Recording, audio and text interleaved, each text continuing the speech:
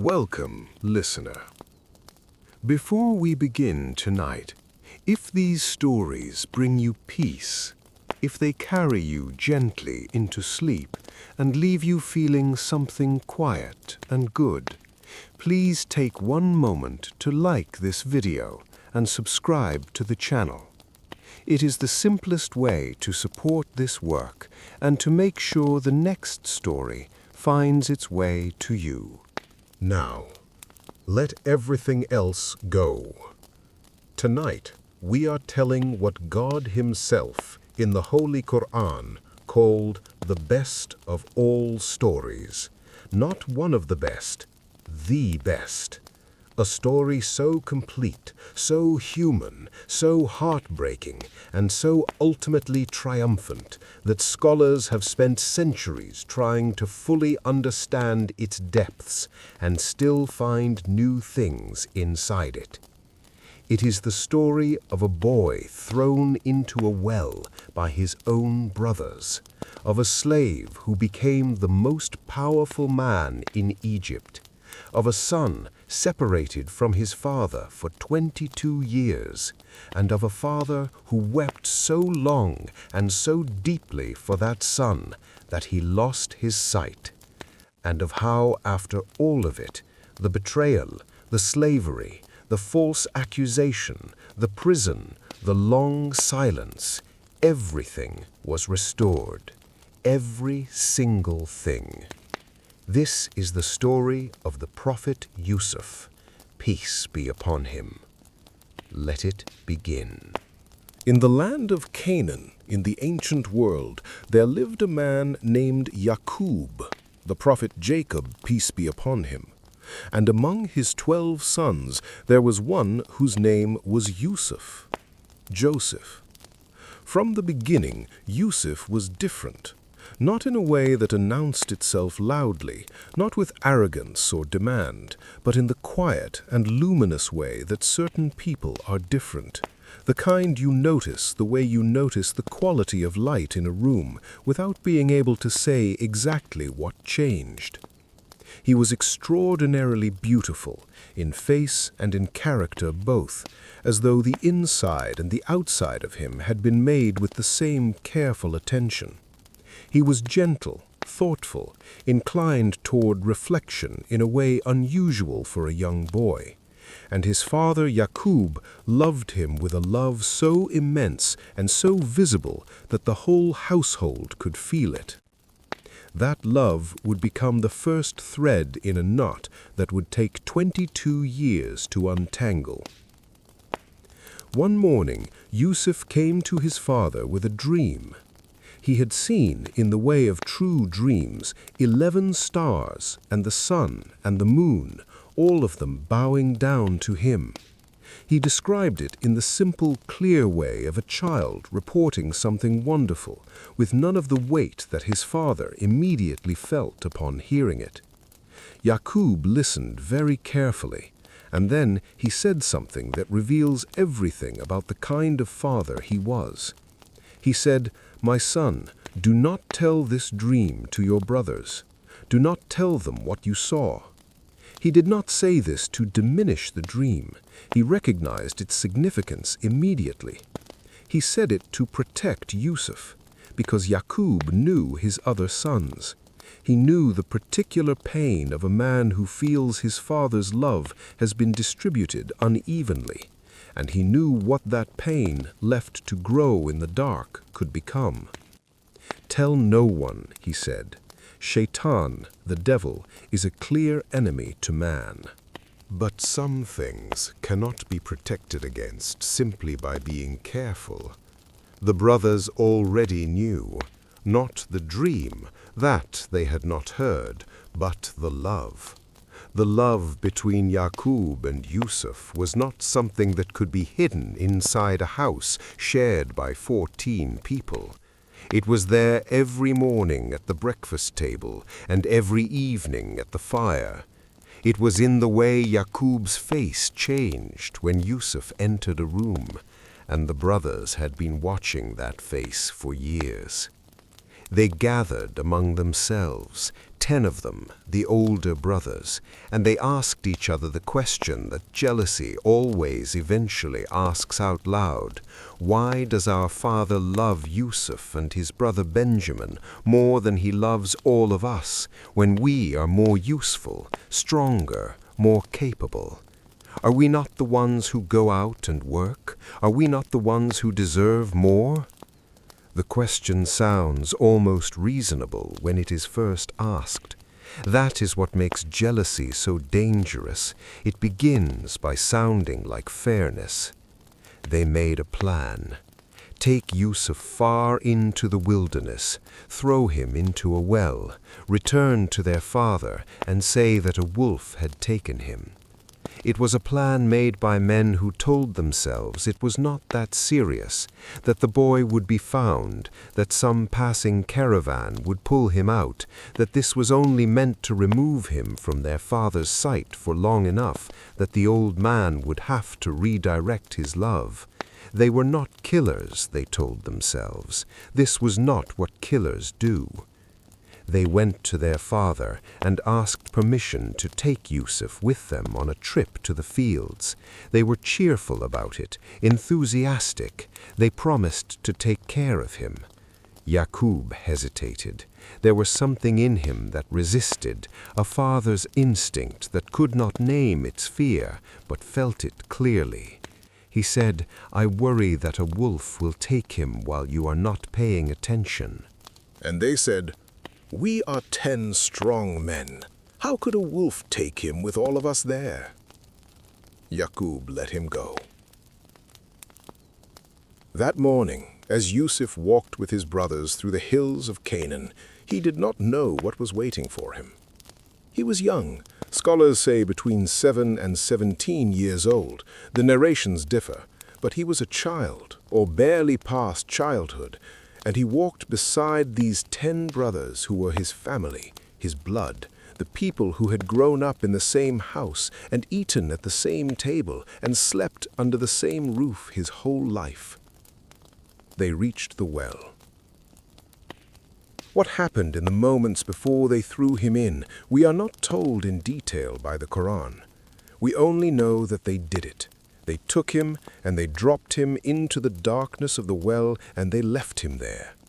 And we know one other thing, which is the most important thing in this part of the story, that at the bottom of that well, in the darkness, alone, God spoke to Yusuf. Not with anger, not with explanation, just with certainty.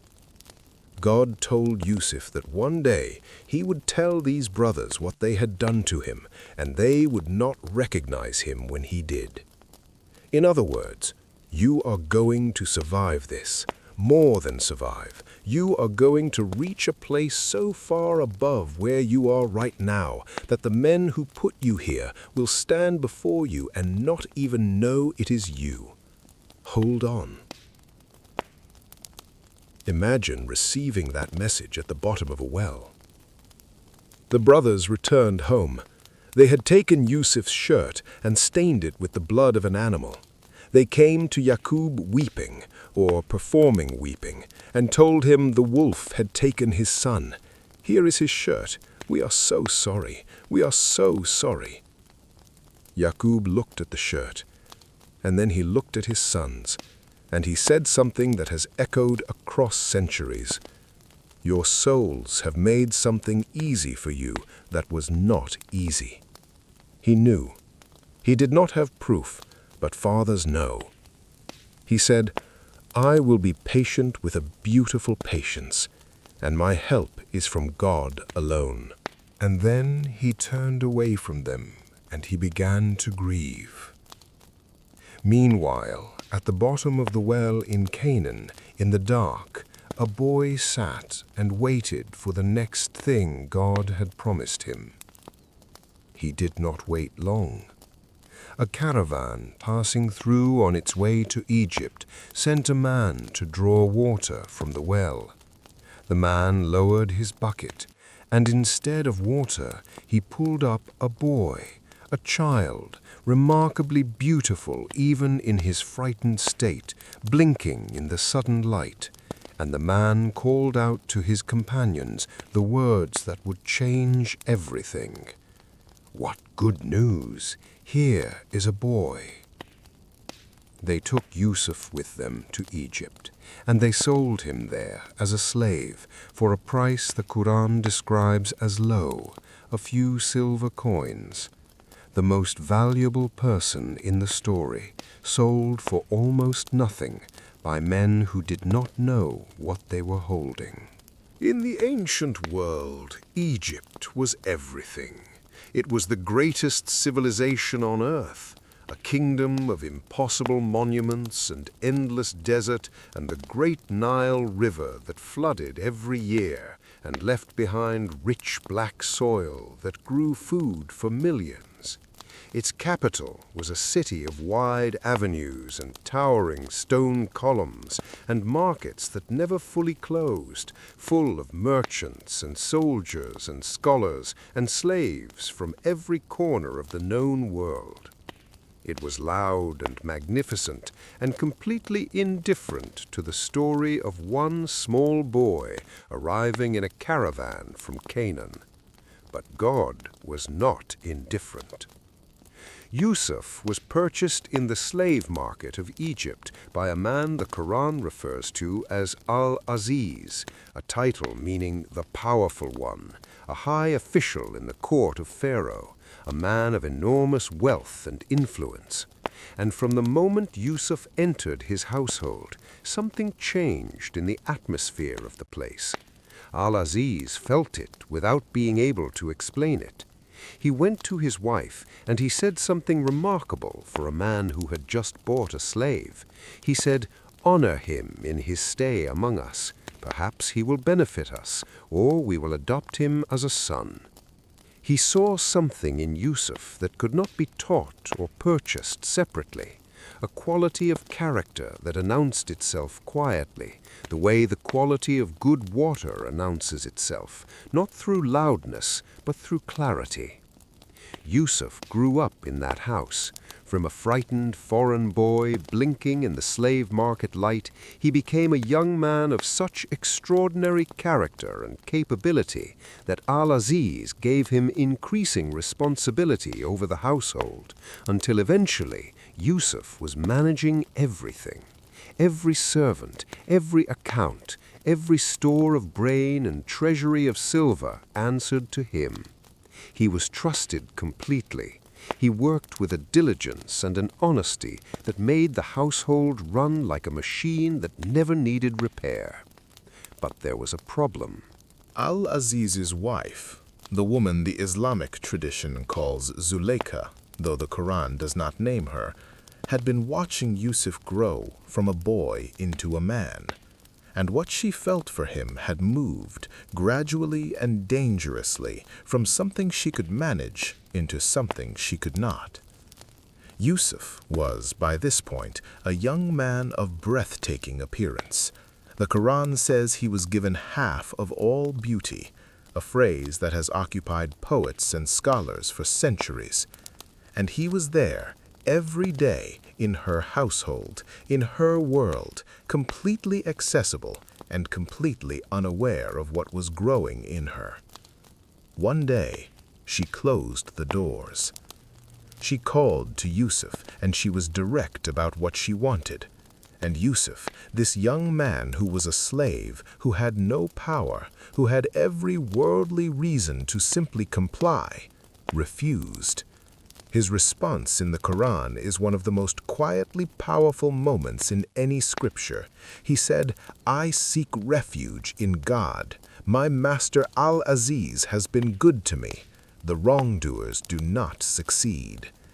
He turned toward the door to leave. She came after him and grabbed his shirt from behind, and it tore. And in that moment, Al-Aziz appeared at the door. He was standing there, suddenly, and the scene before him required an explanation. Zuleika gave one immediately. She pointed at Yusuf and said, "What is the punishment for someone who intended harm toward your wife? Only prison or a painful punishment." It was completely false. And Yusuf said so clearly and immediately. She is the one who sought this from me. A member of the household, a wise man present in the moment, looked at the torn shirt. If the shirt is torn from the front, he said, she is telling the truth and he is lying. If the shirt is torn from the back, he is telling the truth and she is lying. They looked at the shirt. It was torn from the back. Al-Aziz turned to his wife and said quietly, "This is from the deception of women. Your deception is immense. Yusuf, ignore this, and you ask forgiveness for your sin." The matter should have ended there, but it did not. The story spread through the city the way these stories always spread, woman to woman, house to house, gathering layers of judgment and fascination. The women of the city began to talk. They said, "The wife of Al-Aziz is pursuing her slave boy. She is out of her mind with love for him. This is a clear disgrace." Zuleika heard the talk, and she responded with a plan that the Quran describes with such vivid detail that you can see it clearly across the span of 4,000 years. She invited these women, the ones who were talking, the judges, to a banquet. She prepared a magnificent room and a magnificent meal, and she put a knife and a citrus fruit at every place setting. She let them get comfortable and begin to eat, and then at exactly the right moment, she brought Yusuf into the room. The women cut their hands, all of them, simultaneously, without noticing.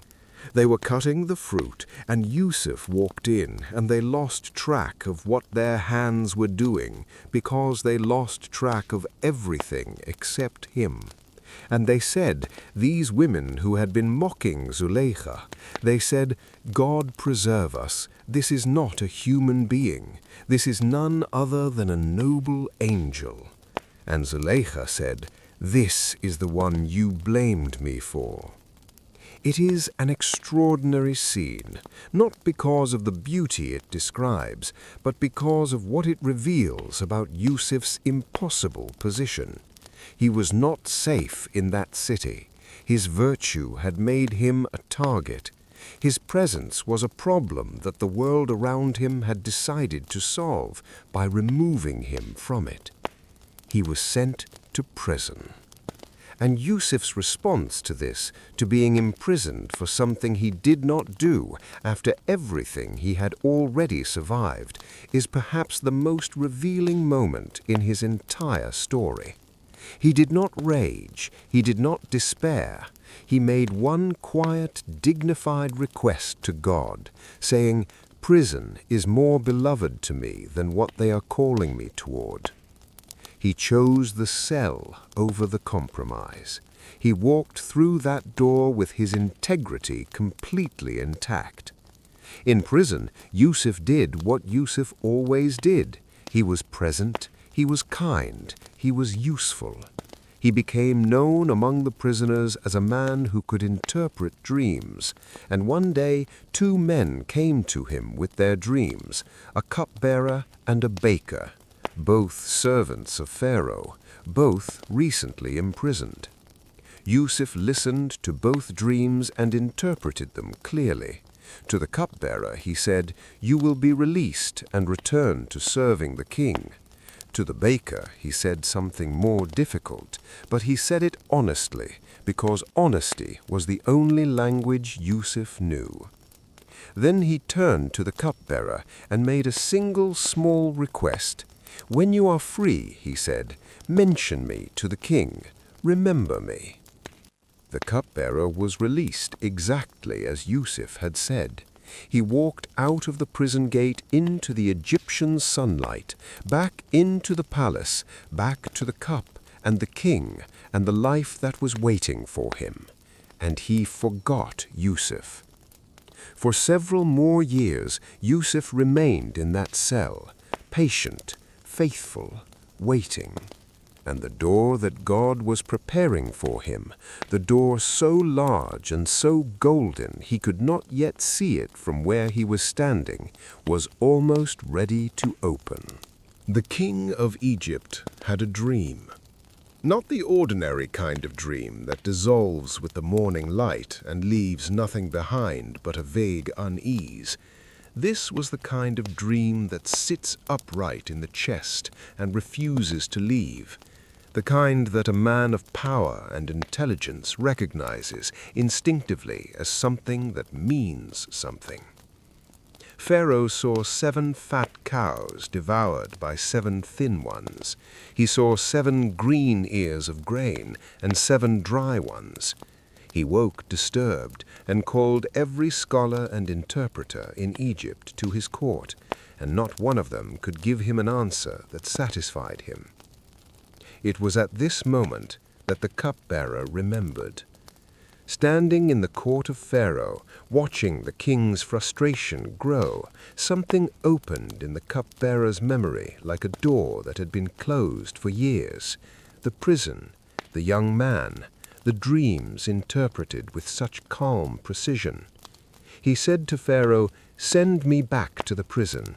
There is a man there I need to speak to." He went to Yusuf's cell, and he described the king's dream.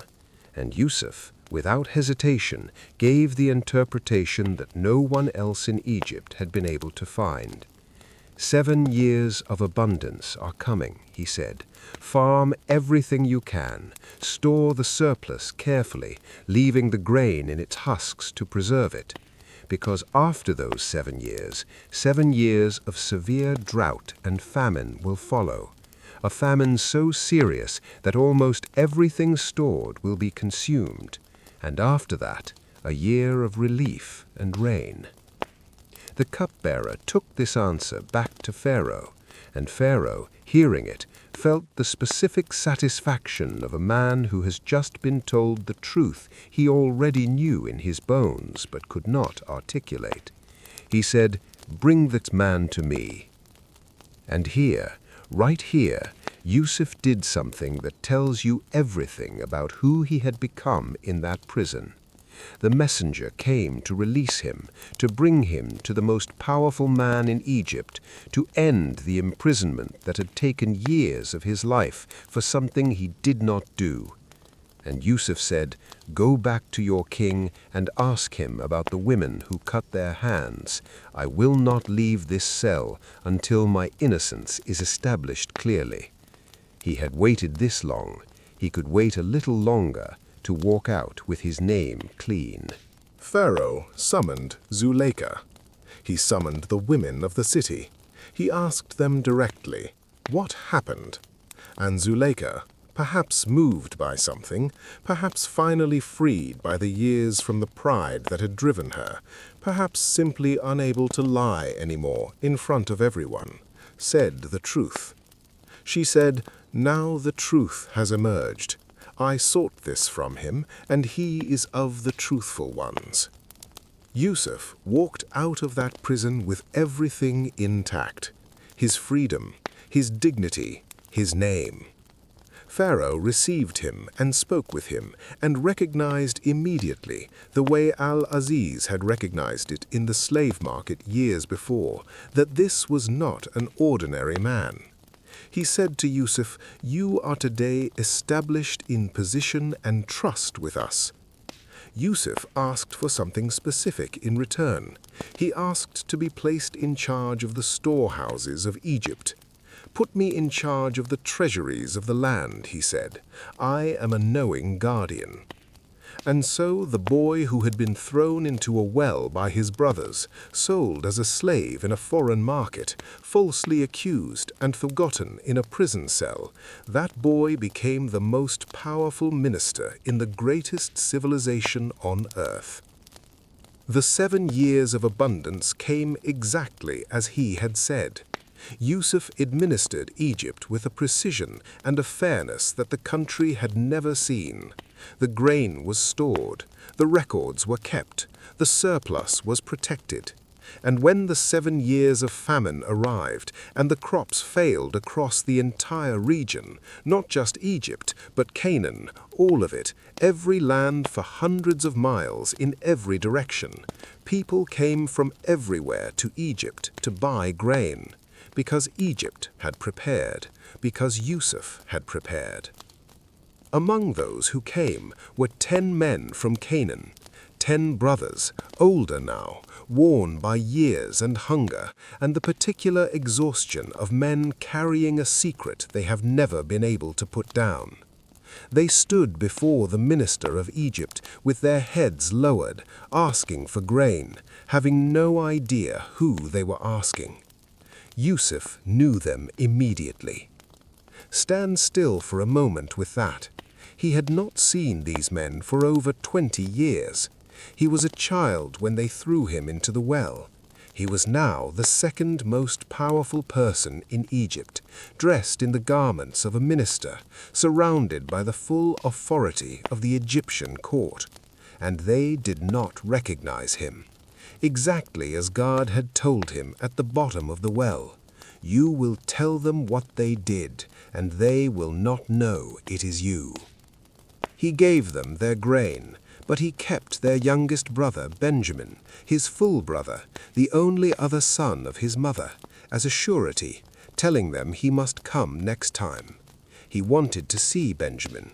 He wanted to begin the slow unfolding of a plan that only he could see the shape of. The brothers returned to Canaan and told their father what had happened. Yaqub, this man who had been grieving for Yusuf for over 2 decades, who had wept so long for his lost son that the Quran tells us he lost his sight from the crying. Yaqub felt something when they described the minister of Egypt, something he could not name, something ancient and hopeful and almost too fragile to look at directly. He gave them his shirt, his own shirt. "Send this with you," he said, "and place it over my face." The brothers returned to Egypt. Yusuf revealed himself to Benjamin privately, told him who he was, held him, and then, in the throne room of Egypt with the full court watching, he revealed himself to all of them. He said, "I am Yusuf, and this is my brother. God has been gracious to us." The brothers stood before him completely undone. The years of guilt, the secret they had carried, the lie they had told their father, all of it collapsing at once. They said, "By God, God has truly preferred you above us, and we were certainly wrong." And Yusuf, this man who had every right to anger, every justification for revenge, every reason to let them feel the full weight of what they had done, said, "There is no blame on you today. God will forgive you. He is the most merciful of the merciful." He sent them back to Canaan with his shirt. When the caravan left Egypt and was still days away, still crossing the desert between the 2 lands, Yaqub, sitting in Canaan, blind, old, having lived with grief as a daily companion for more than 20 years, lifted his head and said to the people around him, "I can smell Yusuf." The people around him said, "You are still in your old delusion." But when the shirt arrived and was placed over his face, his sight returned. And when the family came to Egypt and stood before Yusuf, and Yusuf embraced his parents and raised them up beside him, and his father and mother and all 11 brothers bowed before him, the 11 stars and the sun and the moon, exactly as the dream had shown him when he was a child, he raised his face and he said, "My Lord, you have given me sovereignty and taught me the interpretation of events. Creator of the heavens and the earth, you are my guardian in this world and the next. Take me in submission to you and join me with the righteous." A boy thrown into a well, a slave sold for coins, a prisoner forgotten in a cell, a minister who fed the world, a son who came home. Every closed door had been a direction, every dark place had been a preparation, every year of patience had been quietly, invisibly building toward a morning that looked exactly like the dream he had seen as a child, and which he had carried through all of it like a small flame that nothing had ever quite been able to put out. That is the story of the prophet Yusuf, peace be upon him, the best of all stories, God called it. And now that you have heard it, perhaps you understand why. Let it rest in you now.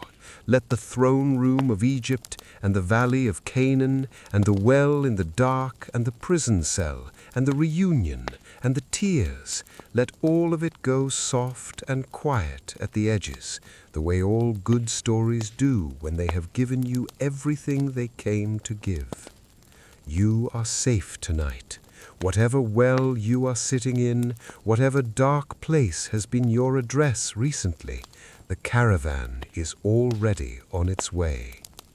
Close your eyes and sleep.